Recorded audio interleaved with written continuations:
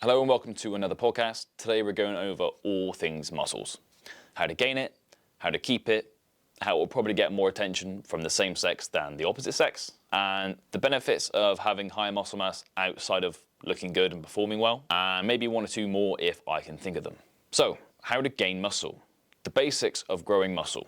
Lift weights, eat protein, get some rest. How much protein, how much rest, and how much you should lift. From my training, my coaching, and what I've read, the optimal range for training is 2 days a week to 6 days a week. Any less than 2, and you might find that your gains are going to be quite slow. Any more than 6 days a week, and what you might find is that you might start getting injured or you might be unable to recover. How much protein should you eat to get stacked? 1.6 grams to 2 grams per kilo of body weight is the sweet spot. Get it planned into every meal of the day and don't heavily rely on whey protein. My favourite protein sources are cod and salmon, mostly because they're easily digestible for me, and cod can be quite cheap depending where you buy it from. An honourable mention goes out to lean beef mince, turkey mince, chicken, chickpeas, and low-fat Greek yogurt. If you have any other good protein sources, put them in the comments, please. Rest and recovery for getting stacked. 7 to 8 hours sleep is ideal. I appreciate if you have young kids, 7 to 8 hours sleep is an ideal scenario. If you don't have kids and you're just scrolling the depths of MILF TikTok at 12 o'clock at night, then you need to sort it out. For both scenarios, try optimize your sleep. No caffeine past 2 p.m, no screen time an hour before bed, and try dimming the lights in your house in the evening. The next section is how to keep muscle mass once you've gained it. Keeping muscle mass is a bit like wealth. If some geezer worked his ass off to buy a flat to rent out, the amount of effort required to buy the flat would be a lot more than the effort required to maintain the flat.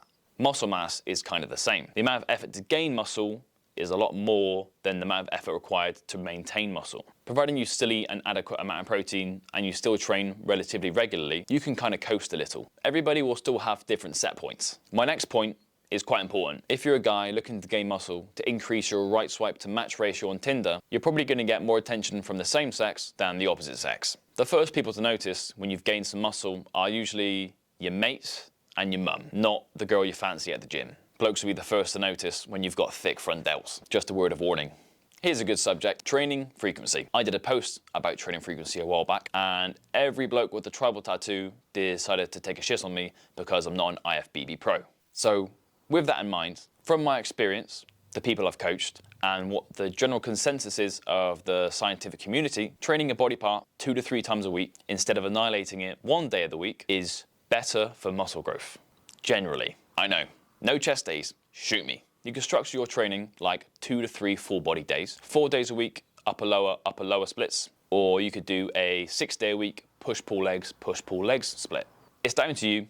I'm not your boss. The benefits of having higher than average muscle mass outside of how you look with your kit off. The biggest benefit of having a higher muscle mass that most people don't realize is the amount of calories you burn at rest increases. Muscle is an expensive tissue for your body to keep. It requires more energy than fat does, for example. So the more muscle you have, the more calories you burn at rest. Essentially, you can eat more and not gain body fat. There's a limit to it, obviously, though. For example, I'm an active lad.